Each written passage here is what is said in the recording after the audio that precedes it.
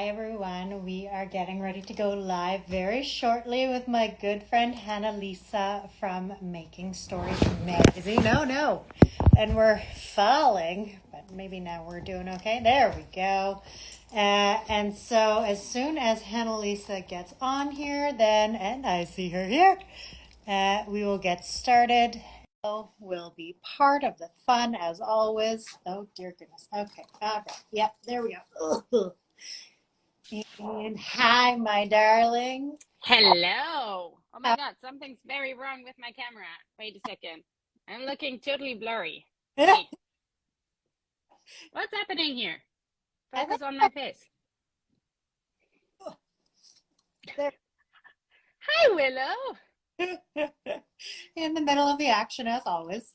Yep, How I are have no idea what is going on with my face, but your face looks good to me, but also my glasses are always dirty, so that also is. Wait, are your glasses dirty? Maybe that's the problem. nope. I don't know. We just roll with it.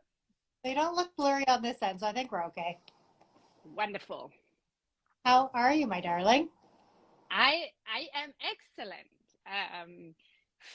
Filled to the brim with joy and love and everything. And no one who is watching this will know this. So I got married.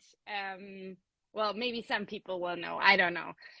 But I got married 1.5 weeks ago after two postponements due to COVID. And so we finally did it, and it was glorious and amazing. And then I spent the last week just relaxing and doing nothing and playing video games. Oh my God, So amazing. Yay, congratulations. Because we haven't actually thank you.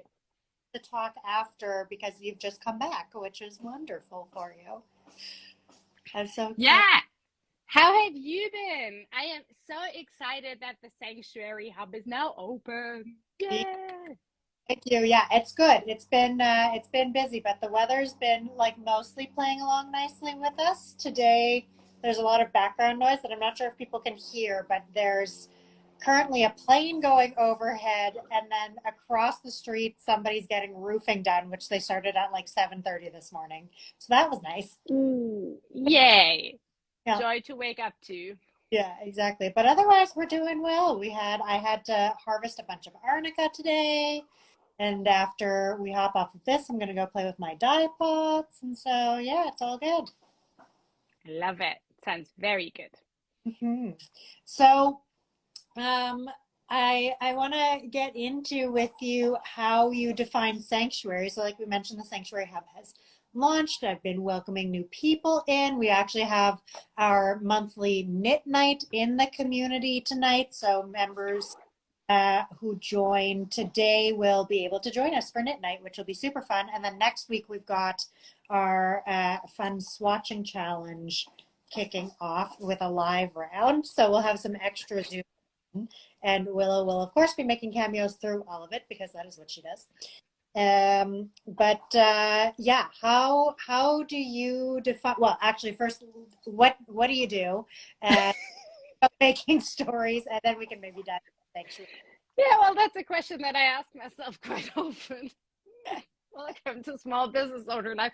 Also, to the conversations that Ash and I have regularly. So, yeah.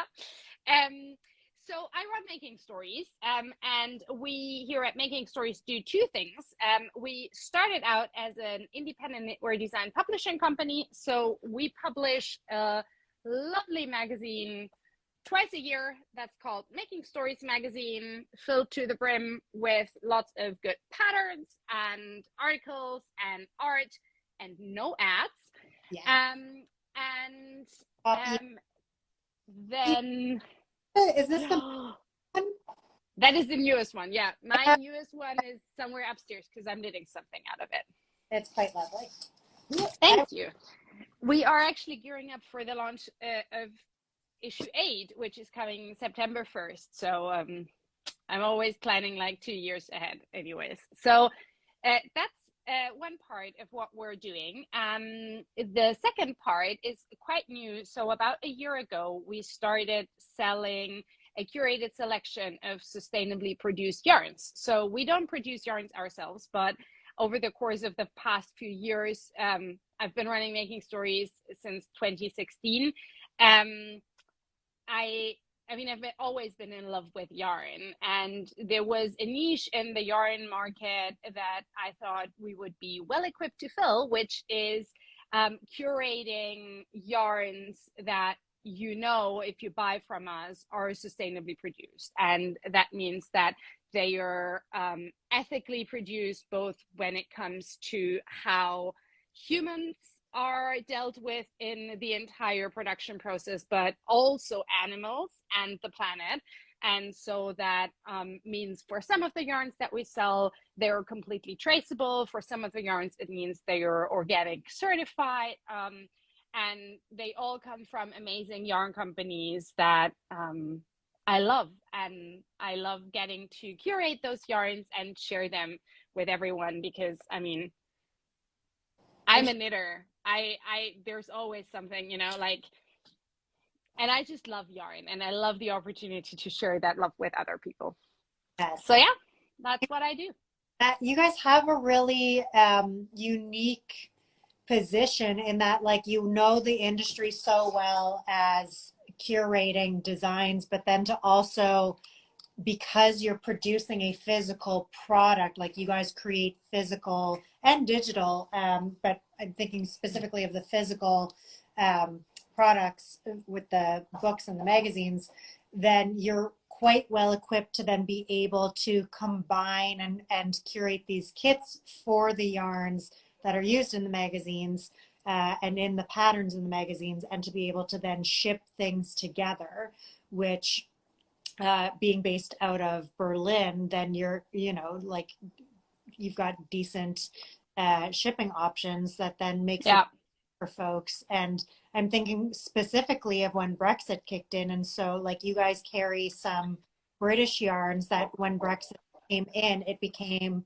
a problem for them shipping to onto the continent, which, like, I can imagine, you know, I mean, I think just like when USPS was getting like massively screwed during the election, and it massively impacted our ability here in Canada to ship to American partners, because Canada Post transfers over to USPS at the border. So I can imagine that, like, that was such a specific situation that thankfully didn't last too long. Lasted long enough. Like, I Yeah. for a year, um, which I did not love, but I like to have just your whole business in the blink of an eye just like completely shifted in a way where you have no control over it. Which, I mean, as small businesses, we're like used to it, and but also like that would be quite significant. So you guys being able to kind of fill that role for folks, where it's like, okay, if you can get it to us, we can then be serving all of these other people on your behalf. Yeah, and that certainly was a factor. It was not the primary factor in the decision to start selling yarns. That was always one of my dream goals. And then when Brexit hit, I have a few friends who run wonderful yarn companies in the UK, and their sales to Europe, to the continent, they basically dropped from sometimes 25 to 50% to zero overnight. And they haven't recovered. And that's because it's completely unpredictable when you purchase something from the UK. And I'm also saying that as a business owner who has suppliers, yarn companies in the UK. So it's also very unpredictable for me how long shipping times are, how fast the customs process goes, even as a business who is registered with customs. And like, that usually means kind of like a fast lane. So they have all our registration numbers and everything. But even then, it is completely unpredictable how long something will take from the UK over to us. And then also quite intense customs on things, which, as a business owner, for me, I'm factoring those into our prices. But the thing is, if you're buying as a private consumer, you don't really like you don't really get an estimate, for example, how much customs you will have to pay up front. And then in addition to that, in Germany, and we're not alone in Europe in that, our customs process is like from the 1900s. Like it literally works the way that at some point after I've placed an order, DHL will ring my doorbell and be like, hey, here's this shipment, and you need to pay 25 euros and 85 customs fee on this in cash right now. And it needs to be the exact amount. I'm like, Who has? okay. And so if we're going to take it back to our Office Depot, that's in a completely not location, and we're going to hold it for this long, and that's how long you have. And you need to office hours to come and pick up your order that like you could have just fucking left and like just send me an email, let me know, I'll send you an e-transfer, like pay with exactly. Yeah. So yeah, so that's how it goes. And I completely understand that ordering from the UK feels a little bit risky. Yeah. And so for us, I mean, yarns like, I mean, the one that I'm knitting with right now is Garthenor from Garthenor Beacons from Garthenor Organic. They're a UK based family run business. They're amazing. They do great work. And for companies like that, it was incredibly hard. And so I'm just really thankful that we get to sort of work with them and then with our customers or anyone really who wants to purchase those yarns and not ship them directly from the UK, and that we get to offer them. So, yeah. Yeah. So how did you kind of like decide, what are your parameters for which yarns you're going to carry? Do you have like dreams or ideas or goals of like where it's going to grow? Yeah.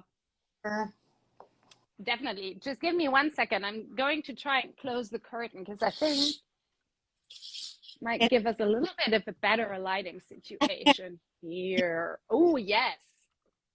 That looks better. Okay. So there are a handful of criteria that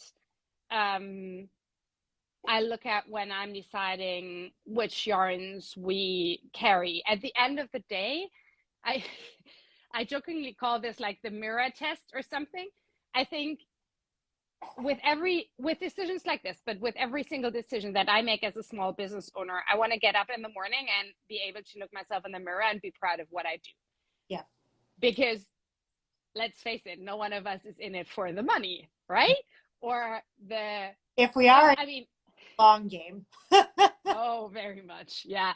But we're in it for the love of what we do. And in my case, also for the family friendliness that having your own business employs, the flexibility, the joy that I get out of deciding who to work with and not be anyone's employee. And so at the end of the day, this mirror test, every single factor of this business has to feel good and true to us, and the values that we have is a really important one. And that is kind of the basic test that every single yarn has to pass. So if there's something, honestly, it very much comes down to gut feeling when it comes to that first test. Like if there's something that feels icky about the yarn company, the way that they communicate with their customers, the way that they communicate with me, the way that they talk or do not talk about certain things, like that is like the basic parameters, the hygiene factors. Like if they're not okay, then I'm not even looking into the yarn, right? If there's just something that doesn't feel right. Yeah. And I think over the past 5-6 years, I've developed a very good gut feeling of what feels right and true to our values and what doesn't. Yeah. And so once a yarn or a yarn company has passed that threshold, it really all comes down to looking into sustainability. And the problem with sustainability is that it can mean everything and nothing. Yes. You can say this is a sustainably sourced yarn for a yarn A and say it about a yarn B, and they're completely different. One is a single flock, basically farm to needle yarn that is sourced and spun and hand dyed in the radius of like 50 kilometers, something like my friend Marina does, right? Or it can be something that is sourced from a GOTS certified facility, but transported halfway across the globe because there is only one GOTS certified farm in the Falkland Islands that produces poleworth, for example, and then gets moved through a few different, like scouring facilities and mill and dye house, but all GOTS certified in the UK. Mm-hmm. That is also sustainable, just in a very different sense. And it's even GOTS certified at the end. And so I don't think that choosing one or the other is better. What we aim to do here is give people the information that they need in order to make informed purchasing decisions. And so in our case, you will find yarns you will find these two yarns. So Marina's US Mended 4-ply and Gartner Organic Beacons, you will find them on the website, and you will find that information about the entire production process. Where does the fleece come from? How far has it traveled? All of those things that you might want to consider when you're making an informed purchase.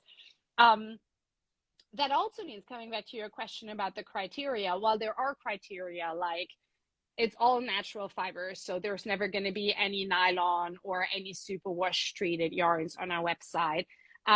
We need to know where exactly the yarn or the fibers are sourced, where the yarn is spun, where the yarn is dyed. We also want to know, is there anything else that the companies are doing around sustainability, protecting the planet, the people, the animals? There's no hard and fast rule that there's like a checklist, and if you check like 5 of these 10 criteria, we add you to the catalog, which is great because it offers, small companies as well as larger companies the opportunity to work with us. But it also means I spend a ton of time really looking into things. Yes. Because it is really, but I think, like, from my perspective, I owe that to our customer. Like, if I say we are curating the selection for you so that every single thing that you purchase from us is something that doesn't do harm, then I also need to put in the hours and investigate every single thing that we offer. Yes.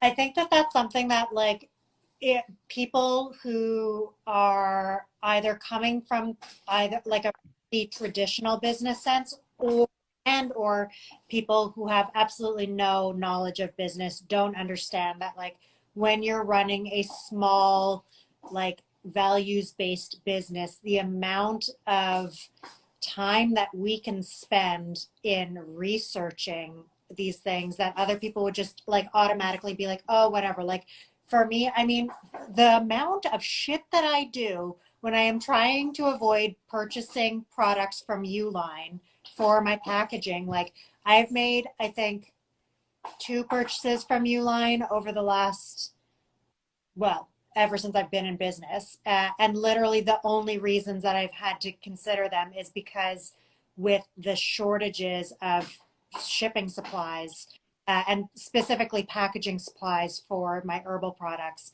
there have been 2 times where I've had to go to them because literally nobody else has the thing and I have to fill an order.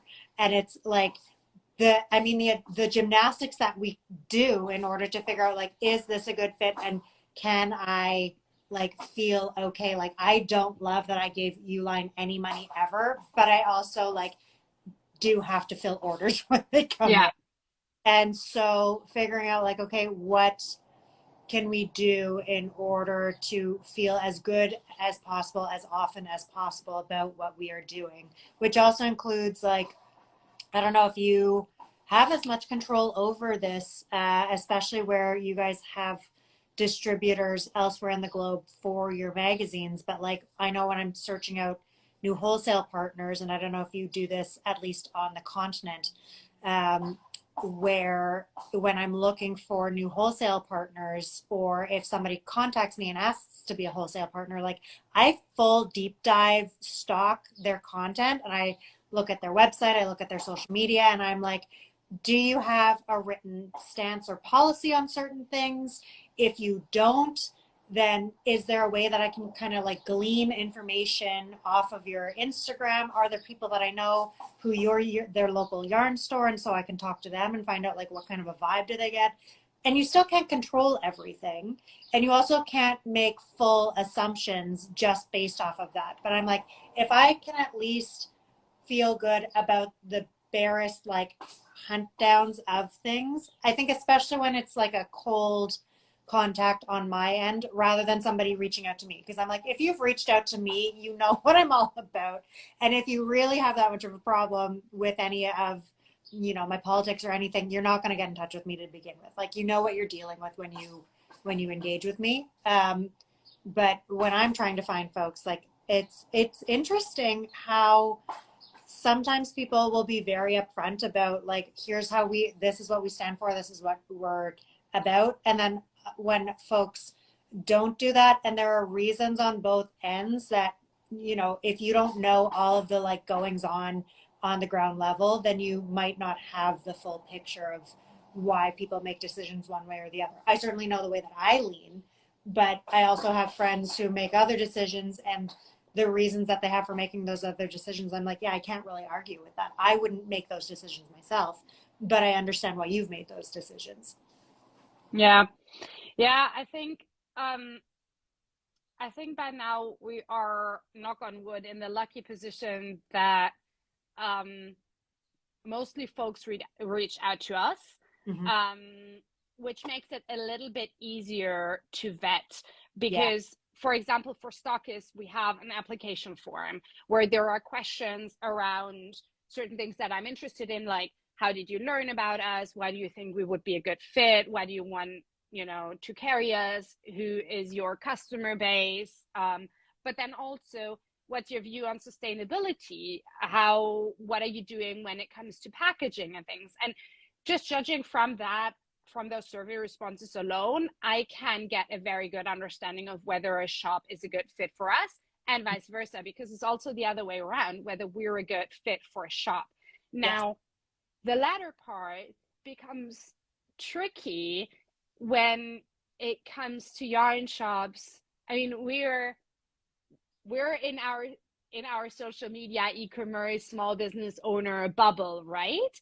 Totally. There's a gigantic part of the knitting market that is completely offline, you Yeah. know? Those are the yarn shops that have existed for decades. They have a website that looks like from the 90s, and it's probably from the 90s. They don't have Instagram, but Yes. they might be an excellent fit. They Yeah. might have lovely customers, you know, and be completely all about the natural fibers and have inclusive policies and everything. And you Yeah. would never know it because the website is not operable. Yeah. And so those are the cases where I find this really, really tricky, because then getting information on them is quite hard. What I tend to do is, I mean, I know the companies, or some of the companies in our yarn space, that carry similar values. And so if you, as a yarn shop, carry some of those brands, I do the same thing. I'm like, do I know some of these yeah, brands? Trust these folks, so we're good here. Or, exactly. yeah. Yeah.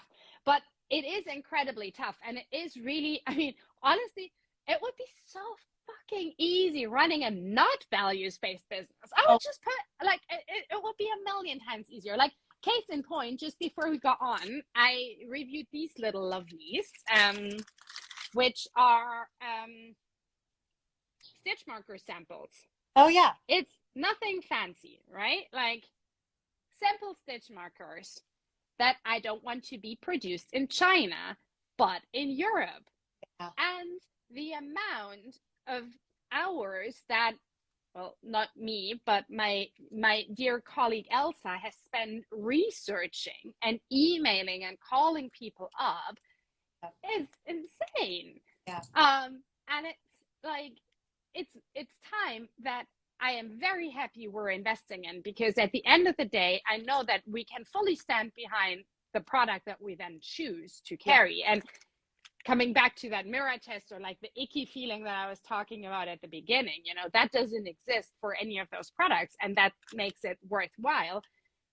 But at the end of the day, it's also, will the customers appreciate all of the time that went into this? exactly. Like, is it? I'm not always sure. Yeah. Well, and it's tricky too because it's like you can't even like make decisions fully based on like there's certain things where you're like, okay, we know that these countries have stronger regulations. We should be safer as a starting point going here. But then you can't even go just off of that because like I'm aware of multiple, clothing manufacturers, for example, like slow fashion clothing manufacturers in China that are way more ethical and have much better regulations in their specific place, in their specific company workshop manufacturing space than in Canada, which like has much stronger regulations, but because it's in Canada, then you also have the ability to like deep dive a little bit more. And it's like, oh, okay, you're doing like slave labor workshop conditions within a country that is supposed to have stronger regulations, and you are flying under the radar, or you are like just like adjusting enough that like technically you're being legal, but like actually your working conditions are garbage. And but the thing is that the closer to home it is, the easier it is to find that information and also to find it in a language that you can actually read or speak to somebody or Yeah. um but and then the carbon footprint factor of it all. But it's like it's not easy, and there's so much nuance, and I I suspect most people don't understand how much time and hours and labor goes in trying to do that research so that Yeah. what the customer ends up deciding on whether or not that makes that big of a difference on their end, we at least feel good about the decision that we made. Yeah. And then I also think, I mean, that is part of our job as business owners, right? Like, we make the decisions that we are going to have values-based businesses, um and then it's on us implementing that. I also think that, um like, two aspects to this are: one, if you don't have any doubts about your product, it's so much easier for you. And like in my case, I have a few people in my team, like for my team, to fully endorse the products and to market them and talk about them. Yeah. And that is a positive spiraling effect. Like, you're Yeah. feeling good about the products, you want to use them all the time. Like, I mean, I'm not like knitting with this because you know, because I want to sell it, but I'm knitting with this because I love it. Oh, we got a comment there. Did yes, Yeah. some like no, they don't understand how much time. No. And I think it is something that we should talk about a lot more, but then there's also a million other things to talk about, right?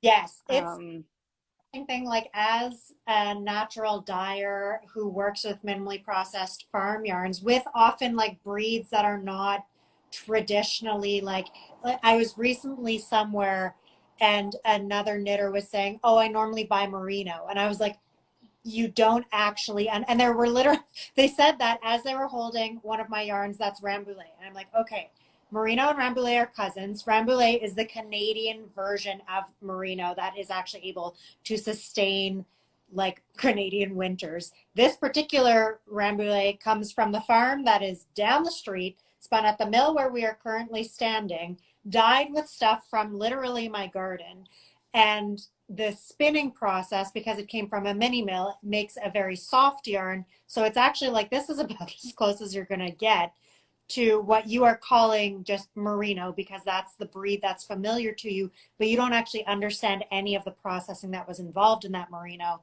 And frequently, the softness that you're talking about from that particular kind of mass marketed merino, is not because the flock was healthy or because the breed is, yes, it's a very soft breed to begin with. But it's actually because the processing has destroyed all integrity of the wool. Yeah. So the softness comes from the fact that there is no actual structure to that wool anymore, and it's removed any of the functional parts of the fiber. And it's such an interesting thing because I swear I spend the majority of my time just educating people. And I also feel quite strongly that that is like, if you're going to enter the industry right now, particularly as a natural dyer, if you are not willing to make education a big part of your work, then you actually have no business entering the industry right now as a natural dyer, just because there's such a lack of information for the general public that you need to know enough to then be able to explain to your customers how they can best take care of their naturally dyed items so that then they are having these long lovely lives, and you're helping them to adjust their expectations and also to care for their items best. But if you're not willing to do that work, and also if you don't understand what you are doing enough yet to actually be able to impart Yeah. that to folks, then you have no business yet starting a business in that particular area. It's not that you don't have business eventually, but it means that you have work to do on your end before you go starting to make money off of it. Yes, as a spinner knitter, I super appreciate vendors who are willing to educate. I have learned so much. Like, I think it's interesting in our industry how there can be so much gatekeeping of knowledge in like a really unnecessary way, right? It's like you could just tell people like, here's this information about this breed, or like this is where I'm sourcing these things from, because the more that we are able to share that information, I think even just among small businesses, like the way that people will gatekeep like where they get their packaging supplies. They're like, oh, I have these like fabulous like, waste paper mailers. And I'm like, that's so cool. Like, where'd you get those? They're not going to work for my jars of sap, but like, hey, can you share? And people are like, nope. It's Nope. like, why? Why? Yeah, I don't understand that, but that's an aspect of business in general that I've never understood. And when I first entered this industry, that I was really surprised about the fact that people are like that. And I think what is wonderful is that over the past few years, like the circle of people, of other business owners that I trust that are not like that is small but very strong. Like Yes. it's you and it's a couple of other people, and it's people that I know that I can text and kind of be like, Ash, I need some help on this. What should I do with this? Shit just hit the fan. Talk me down. So there are those people and there are those folks. And if anyone who is watching this is like starting their business or running their business and has not found them yet, they are out there. Don't stop searching, because they are out there. But I don't understand this. Like, the pie is big enough for everyone, and if it isn't, then we'll just make it bigger. Why, Yes. like, why on earth would I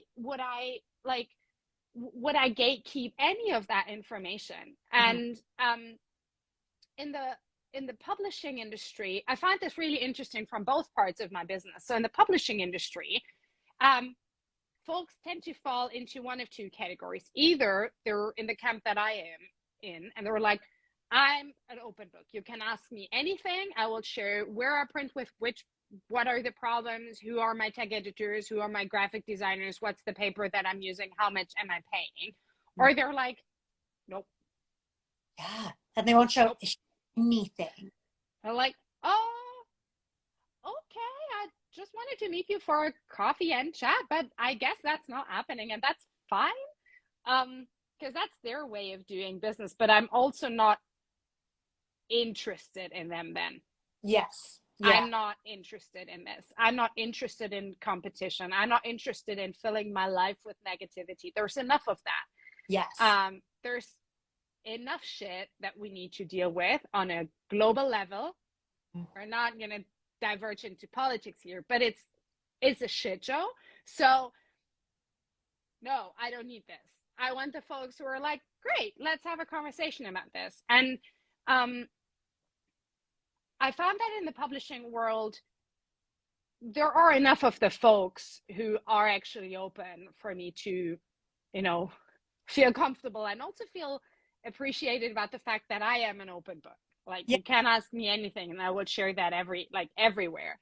And then when we started selling yarns, that's a whole different spiel. That's very, I went into this as the pie is big enough for everyone. And also I know that, sort of circling back to something that you said earlier, in Germany, we are in the privileged position that we have good postal service and that the rates are really low. And so about 60% of our orders actually go to the US, followed by the UK, followed by Germany, followed by France and Canada. Interesting. And and so that was the data that I had when we first started selling yarns. So I didn't see myself as competition to German yarn shops at all. Right. And then I started having conversations with stockists of ours who gently inquired about this new route that we were taking and stuff. And I didn't really understand that first, because I don't think about competition. Yeah. And then it gradually became clear to me that they were inquiring whether we're encroaching on their territory. And I'm like, that's fascinating. We're not. And I had a conversation with a friend of mine who runs a wonderful local yarn shop, who was inquiring about a yarn that we carry and what I thought about it. It was like, it's amazing. Here you have to skeins, knit with it and stuff. And she's like, yeah, but you carry it, so I'm not going to carry it. Like, of course you carry it. Of course you carry it. Like, there are more than enough knitters. And she's like, really? I'm like, for sure. Well, and customer base, like, I mean, they're a physical brick and mortar store compared to an online shop. Like, it's so funny because I literally live around the corner from my local yarn store, which is the only yarn store in my city / the only one for literally hundreds of miles. And there's like, I sell my stuff to them very happily. They sell my stuff and will, like, they carry certain of my products, and then there are other things where they will tell people, like, just buy directly from Ash. Like, Ash is around the corner. It's really easy. And same with like Pearl and Hank, who makes these beautiful leather shawl belts like that. Crystal literally lives like a few blocks away from me. I carry her stuff. She carries her stuff. Woolsey Wool carries her stuff. And then when we have the big in-person events, that's when we'll say to each other, like, okay, do you have some of my stuff? Cool. Like, you're welcome to have it there. I don't mind you guys having my salves, but also, like, if I know that you're going to be there, I'm not going to worry about how much stock I have of yours, because I know that you're already going to be at the same event. But if we're not going to be at the same event, then absolutely I want to take your stuff with me, so that then I can sell your stuff to these other people who might not see it. But it's such an interesting, like, having a community mindset versus having a competition of mindset of, well, you're carrying it, so therefore I can't. And it, like, shifting that to being, you're carrying it, and I think that my audience would also love it, and if they get it from either of us, then that is great. But also it means that, like, if I run out, then I can tell people, hey, go to this person because they might still have some. Like, it's so interesting. And I find also, like, I don't know if you experience this, but when there are stockists who are carrying your products, and depending on the city or depending on the location, sometimes they'll be like, look, there's somebody else who's in the area. We have a really small pool of knitters, so we don't want to step on each other's toes. Versus the ones that are like, no, we've got a huge community here, and, like, physically, yes, geographically we're in a similar location, but we actually have very different clientele, and so it doesn't end up stepping on each other's toes, or we're not like double dipping in the same pool of humans. And so it's fine to have the same products sitting on shelves like a few, miles apart. But I don't know if you navigate that as well. Yeah, every once in a while I stumble across this question of, do we need to curate our stock as not just sort of depending on whether they fit our values, but also whether there's like too many of them in a city or in a country even. And I know that there are certain dyers who will absolutely do that, who will say, okay, there's a yarn shop and then you have a 100-mile radius around it, and then there can be the next yarn shop. But I honestly don't feel it's my place to decide that. I think that is the place of those business owners to decide that. Like, who am I to judge how they view their business? Yeah. And if I take this on me, that I implement this like policy of like, there can only be X amount of stockists in a radius of however many kilometers, I am assuming a competition mindset that I don't want.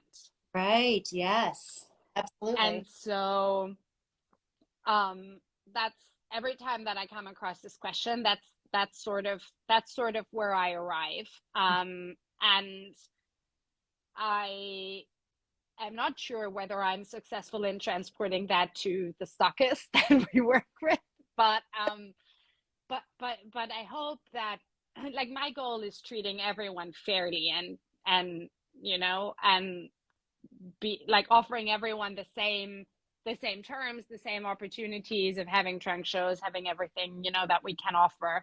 And then they need to make the decisions that are right for their business. Yeah. Yeah.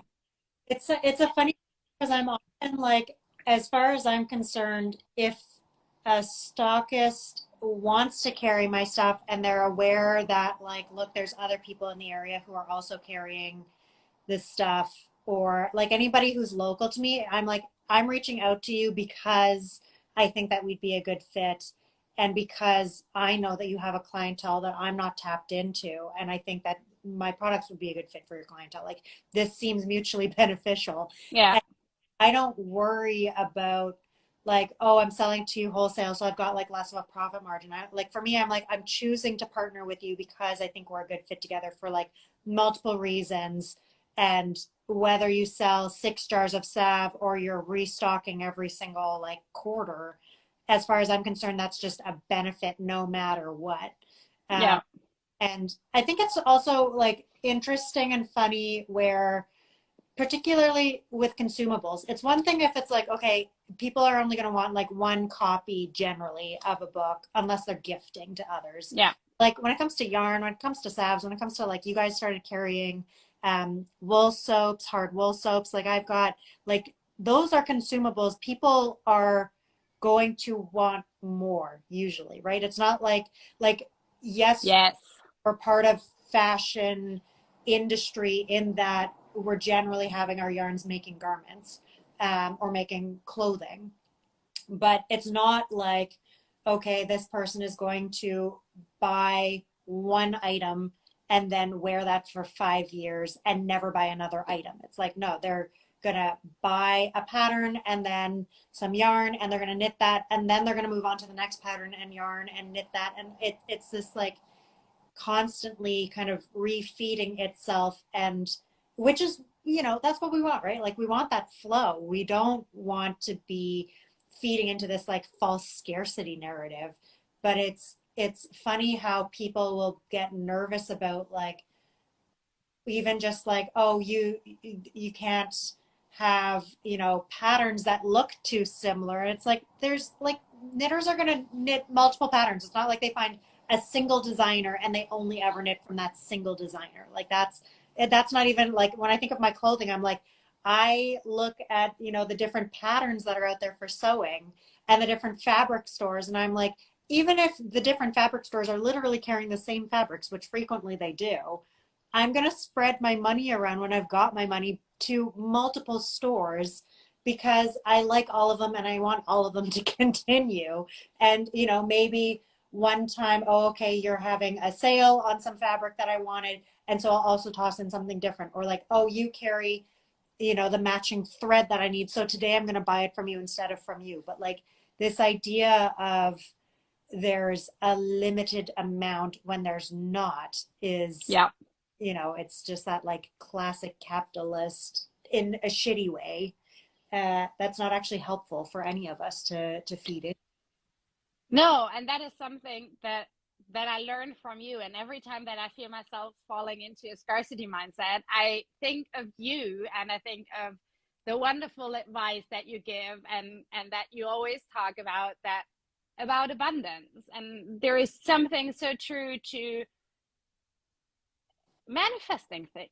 If Oh, we're so but that also, honestly, like, that applies to what we were talking about before about competition. If you're only ever in a competitive mindset, you get you're only ever thinking about others, and you're not thinking about yourself and about your own business or your own life, and that is what matters. yes, absolutely. Like a lot of it, I mean, like there, there's that. I love the meme of like, maybe you manifested, maybe it's white privilege, which is like 100% accurate. Like Yeah, manifestation, not, it's not separate from your privilege. It is, and it's also not something where like, just because you think it doesn't mean that it's going to naturally appear. But there is also, I mean, I'm a witch. I very much believe in like energetically blocking things by accident. Like there is also this bit of that I think plays a really huge role of when we are shutting down because we are either overwhelmed, or we are in scarcity mindset, or we are in competition mindset, which as far as I'm concerned is attached to scarcity mindset. Then no matter what else is at play, no matter what other factors are at play, we are unable to look at something creatively and look at it in a way as an opportunity, right? Like when we yeah, think COVID happened, COVID fucking sucks. It also has not gone away. It is still very much here, people. yeah, But when COVID first happened, there were, it would have been very normal and natural to see it as only a bad thing and to completely shut down. And also as a business owner to be like, well, I'm fucked, off we go, we're done. And like, but now we look at it, it's like, okay, in the last 2.5 years, there's been a global pandemic, there have been multiple wars, there have been multiple recessions and partial recessions, and like there's so much going on all the time that if you are only focused on what can go wrong, then of course you're never going to get anywhere. You have to look at things, and there are also the parts of being like, okay, actually this is just shitty, and I'm going to just grieve the fact that this is shitty right now. Like it's not looking at things through rose-colored glasses and only through this like toxic positivity mindset of like completely ignoring all of the shit that is there. But if you're only focused on the shit, or you're only focused on what is positive at the, removing the shit that is very much festering, there's this balancing act of looking at things and being like, wow, that sucks. What can I do about it? And if I yeah. can't do anything about it, what can I do around it? What can I do myself to mitigate the amount of shit, right? Like it's, I mean, it's not easy. It's fucking exhausting, but also I think it's the only way that we can actually function. Yeah, it is. And I think for me, this has a lot to do with energy and where to place and how to allocate my energy. And that's a conversation slash a conflict that I keep having with my wonderful partner, now husband, David. Um, because I think I have gotten very good at being very aware of how much energy I have and how much energy something will cost me, and whether the energy that I am investing will change something. Yeah. And I'm not investing energy in anything that I cannot change. Yeah. And that is incredibly important, I think, especially in those times that we are living in. I mean, who would have thought that in our lifetimes we would get to experience a pandemic that is nowhere near the end, that we would get to experience wars, and in like the case of the war of Russia against Ukraine, that is less than 1,000 kilometers from where I'm sitting right now.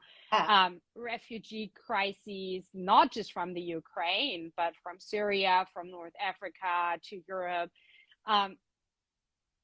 All of the shit that's happening in the US. I Yep. mean, Yep. so there's a lot. And I think it can feel so overwhelming at times. And I think this is why it's especially important to think about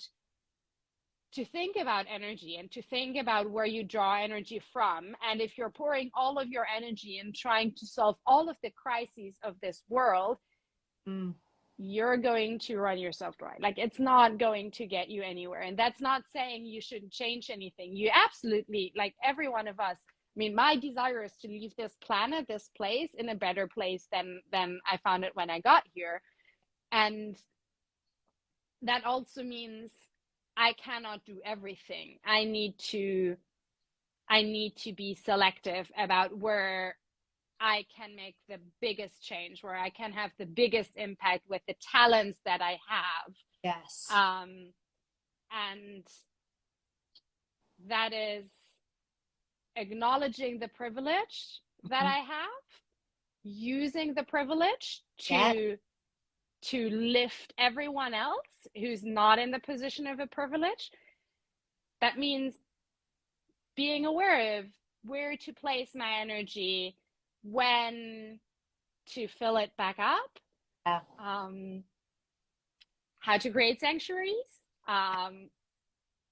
like all of those things. And I mean, living this life in the times that we're living it in is not easy. Running a small business is not easy. Running a family with a toddler is not easy. All of those things aren't easy, but all of those things are like, that's life. And I don't know. I love that we get to live this, and this in itself is a privilege. Yes. So absolutely.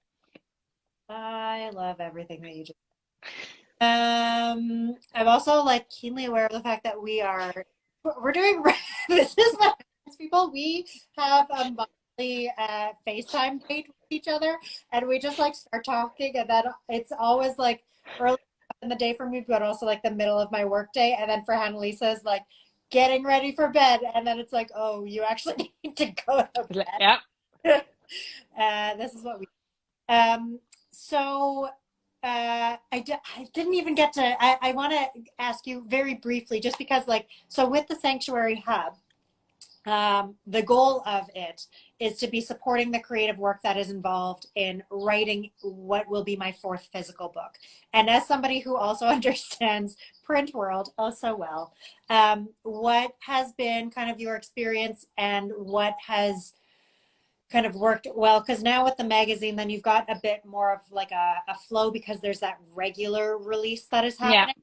But I mean, you're writing, like when you're putting calls out for future issues, they are like 2 years in advance. And that's for something that has a very structured, consistent workflow, and has also like a consistent format that you don't need to be kind of like fucking around with for, an extra year. So what's been your kind of like maybe Cole's Notes experience of being in print world, and the models that you have seen to work really well, and what hasn't worked well perhaps for you? Yeah. Oof. That's a big question. Okay. So I think, so what has worked well has definitely been having a format that allows at the same time for creative freedom, but also has a structure that we can use as an orientation. Yeah. And that was the goal when I don't like the word pivoted, but when we switched from books to the magazine. Right. Because the magazine allows us to play with a theme, to play with the art, be it visual art, written art that we put into the magazine, play with the patterns, also in a certain sense play with the format of it, but not too much. I'm still very happy with that. But it's a good mix of something that has a guiding structure, but also allows for creative freedom. And that is important because we are doing this as a recurring thing. I don't think it's as important if you're doing standalone books, because the books, especially with your books, I always feel they have such a strong essence. And for those books, they like one book can be completely different from the next. And I think there's a lot of beauty and a lot of freedom in that. But I think I would not do well with that amount of freedom if I were to do this twice a year. Oh, So exactly, right? What also has worked well for us, something that we quite recently started doing, but also something that I'm so excited about for you with the sanctuary, is the close connection to people while we're working on something, on a publication. yeah.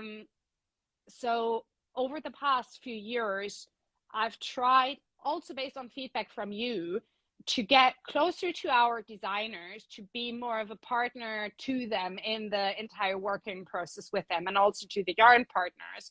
And that's been lovely. But we've also now extended that to our subscribers, who we involve in things like we have a program that we call early access to the wool cave. So for every issue, we add a couple of new yarns to our shop that are featured in the issue, and our annual subscribers get to vote on which yarns those will be and get to select colorways and things like that. And so in a way, it kind of makes this entire publication journey a less lonely one. Yes. And I think it's also exciting for people. I'm constantly trying to think of how can I give people the view behind the scenes? How can I give people, more information about because I think it's exciting for, like, I mean, I love behind the scenes stuff, right? Like, and I think it's exciting for people to see how something comes to life. And so, like, for you with the sanctuary, having a space where you can share this journey with people, I think it's amazing. And it's also amazing because I think in order to be good in your work or art, you always need to have a certain amount of tension. And that tension you can only create if you have someone or something to create that tension with. You have to have a conversation, you have to have a partner, you have to. I'm not really putting this very well. I think what I'm trying to say is, by mirroring something or by explaining something to an audience, it does something to your creative process. And I think generally, even though in the middle of the creative process it always feels like shit, at the end you're like, oh, this is so much better because of this. Absolutely. So Literally, like, I think as you were explaining all this, I was thinking back to when I was doing my master's in theater, because we were in critique mode literally all the fucking time. And there were times where you would go in for critique and you were in the middle of the process and you were like, this is garbage. And I actually don't even know what I'm asking you at this point, because whatever I'm going to give you is not something that is useful for feedback, because I'm giving you something and you're only going to be able to give me feedback on the thing that I am giving you, but the thing that I'm giving you, I've already decided I'm throwing out. And it's a complicated process, but it's so applicable to these books for me, because for, like, coming from theater world, these books have become my version of productions, and it's why I'm completely refusing to let go of them. I'm like my goal with the business is to scale it at a stage where I have people that I have trained to do the dyeing and the way that I dye, and to be, helping me on the administrative side, so that I have more time to be doing more books. Like, it's not that I ever plan on abandoning making the books. It's literally to have other people helping me do the stuff that's kind of the day to day, so that I yeah. can on making the books, because for me they're the fun part. But it is totally, it is a very lonely process, especially when you're like in the middle of it and you're doing so much work on it, you're so focused on it, so many hours are being invested in it, so much energy is being invested in it, but it's not at a point yet where technically you're sharing it. And so figuring out of bringing people in. And I love what you guys do with the wool cave, because it also lets you as a business make smarter decisions. Like, we're always thinking about cash flow. We're always thinking about, okay, how do we make sure that what we are bringing in is what our audience actually wants to see, and that Yeah. we are providing what they want and also moving things so that we're not sitting on stock. Like we thought it was really cool, but it turns out that like only 10% of our people thought it was cool. And we thought it was going to be like 70% of you thought it was cool. So by having people feed in like that, then you're also able to make better decisions, which is also like for me a big part of what the Sanctuary Hub. I'm like, okay, how many of you are actually interested in this project? Because if now with the way that production is happening and printing is happening, where instead of having a turnaround time of 6 to 8 weeks, we're looking at 6 to 8 months with a print house that is literally an hour away from my house. Like I'm not looking at internationally. I'm not crossing any borders. I'm literally like working with people who are essentially my neighbors who still, because of the supply chain delays, we're looking now at drastically increased wait and lag times. How do I make smart decisions way before I would personally feel comfortable opening up pre-orders? Yeah. What? Yeah. And I think like coming back to your question about what are things that have worked well and that haven't worked well is the financial aspect of print is incredibly tricky. And it's always been tricky in a market that does not, how do I phrase this? That has not changed the price level in 15 years. Yes. The pattern prices that we have now are the same that they were 2006 when Revel restarted. And that's a big problem. And that's a whole other conversation. But the aspect that applies to print of this is that book pricing is, or magazine prices are much lower than they actually would need to be in a lot of cases. Yes. And that is fueled by, excuse me, collections being put out for free by companies like yarn companies who are using collections to sell yarns, which for their business makes a lot of sense, but it also creates sort of artificial prices that are lower than they need to be. And so margins are incredibly tough. We've, for the first time ever, done a price increase to our magazine at the beginning of the year. We will do another one for the next issue, which I had not planned. But you already mentioned supply chain issues. Our printing bill is going up by 20% because our paper prices have doubled in the last half year. And those are things that you cannot plan with. Like no one of us, even half year ago, would have thought that we would be in this situation, I don't think, like when it comes to inflation and the recession. So the financials that are already tough in a print business because of the long lead times that you now have has gotten even worse because of the supply chain issues. And that is it is tough. It is tough doing something in print that you cannot sell at the price point that you would actually need to sell it at. Like, what do?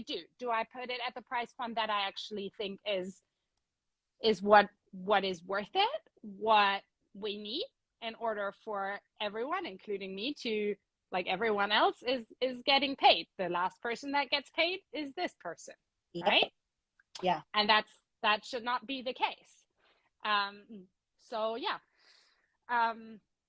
But then like buying patterns for $10 or €8, and they're like, well, but there's only 10 patterns in this book, and you're thinking, okay, well, 10 patterns then equals like $100, never mind the cost of the printing. But they're thinking, well, but I only like 2 or 3 of the patterns. Like the way that people need to justify, which, like, as a bookworm who loves to collect books, I also fully understand it, right? Like I definitely get annoyed when I really, really want a book that is so niche and I know that I'm paying textbook pricing because it's so niche. Like, yes, that sucks when my own wages are so depressed that I can't just like freely spend whatever amount of money on books that I want.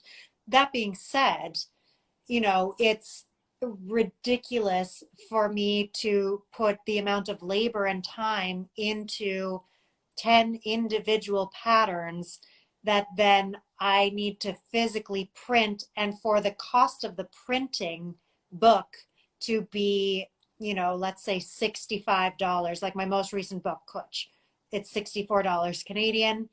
All of the individual patterns are out now. They are $10 each. There are 10 patterns, so that's $100 worth of patterns. You're already saving so much money by buying the physical book. But the book also comes with recipes. It also comes with beautiful photography. It also comes with stories that aren't in the individual patterns. And it also comes with the fact that I had to fucking print all of these books, and it cost me over $10,000 to do a very small print run. And that's, you know, that's fine. That's my choice. But it, like, the amount of labor that we put into these books that are then very much attached to how many books can we sell. Like, we don't want to be sitting Yeah. on, it's not like a digital thing where it has the potential of going viral, and but you never need to worry about how many you print, or maybe you don't really sell any, but yeah, you did a bunch of labor, but there's no additional printing cost associated Yeah. with you make your money back on the labor side. Like, it's, yeah, it's not a simple thing. And also, as a bookworm, I'm deeply invested in physical books. I love them. There's no way that I wouldn't print books. And I actually have plans for Sanctuary that it's going to be my first hardcover book, because I feel like not that much difference price wise to print the two. And it feels for Sanctuary like it needs to have like a nice heavy Yeah. cover. Ooh, I like that. Yeah, I'm just deeply in love with print. I'm like you. And I like, there's just something, especially as knitters, you know, like everything that we do is so tactile, you know, having something in your hands, having a book or a magazine in your hands where you know you can feel the quality of the paper, you know, like it feels good in your hands. Like in our case, one of the things that I love most about what we do is that our magazine has these little flaps here that And serve as bookmarks, but they also protect the magazine a little bit. I mean, you can see, like, this is my issue 6 copy. I've knit a ton with it. Like, this one has almost ripped off by now, but it's still holding strong, and that's because this is good paper, people. So yeah, like, there's just something so beautiful about this, and also a little bit countercultural, if yeah, I can say that. Like, and it also makes me think of like, okay, I'm planning on traveling in the next little while. I'm going to be like on an airplane. It's actually exponentially easier for me to make a little bit of extra space for a printed copy of something and not have to worry about whether or not like my iPad is able to connect to the internet or to like lose its battery life. Um, I often see books as investments in yes.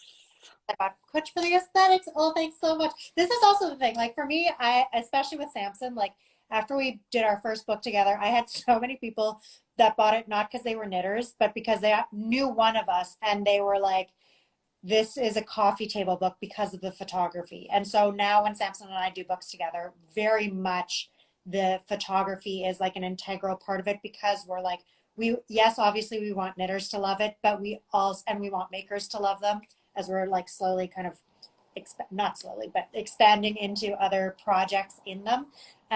But also we want them to just like sit on your coffee table and that Yeah. somebody can just like feel like they're entering an additional world, which is, as far as I'm concerned, a big part of making these books.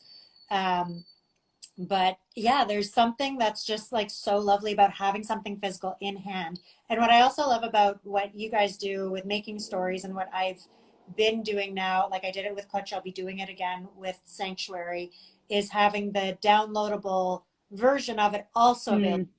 in each of your magazines. There's a download code for people to get the digital copy. And when I do pre-orders for my books, then I give people the digital copy in advance so that you're not having to, like, yes, you know that you're going to get the physical copy eventually. If you want to get started on a particular project, you can do that right away. And also, if you want to like only print off a few pages, then you can do that too. You know, because maybe you're like going to the cabin and you want to just like bring one pattern with you, sort of thing. But it's, I like it being an addition to the physical, not instead of the physical. Like Yeah. I don't see personally the value in creating this like really beautifully crafted, very involved whole like production of a book and then have it be on a screen. Like for me, I don't get the same kind of thing out of it. I'm like, I'd just rather have a PDF that I'm gonna scan and it's whatever. Um, but Yeah. Yeah, I'm the same. And to be honest, we did a few digital only collections in 2018 and 2019. yeah. And with the exception of our sock collection, none of them did really well. And And they are the same or were the same amount of work yes, and money than the yes. book, except for the printing. Ex- Everything else is the same. The photography is the same. The tech editing, the testing, the designer fees, all of that is the same. Um, and I love that we are able to offer the digital versions because I think that there are a lot of use cases for them. Like you're on the road. Like for me, I often have a physical printed copy in my project bag. But then sometimes when I'm out and I don't have my project bag with me, but just threw the project into my handbag, yeah, then I still have the digital version on my phone and I can quickly look something up. yeah. But also digital versions make it for people. I mean, we do for Really, some of our patterns. Yeah, we do easy read versions for people who have low vision or people who are using screen readers.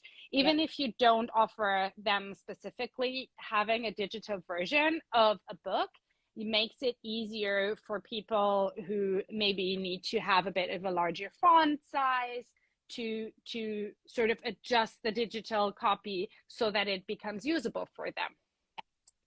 yeah, Yeah. yeah. Lots of values to it. I think it's, but I think it again, it comes down to being like in addition to, right? Because I think there's also Yes.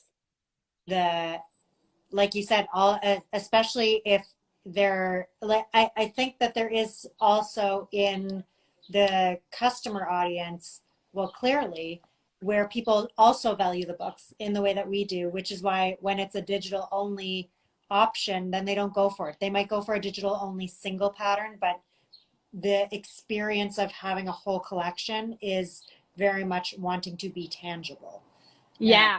And I love, like, I have two little anecdotes that sort of make that very explicit. One is we recently ran a sale also on our back issues, and like on Monday I packaged up all of the orders, and it was so fun seeing those people who ordered like 3 out of the 10 things or something that we put out, and it was so clear that they were filling holes in their collection. So that yeah, was amazing. And then the other thing that you always have, or that you can have with print, is a really good friend of mine who's one of our best customers. Thank you, love, if you're watching this.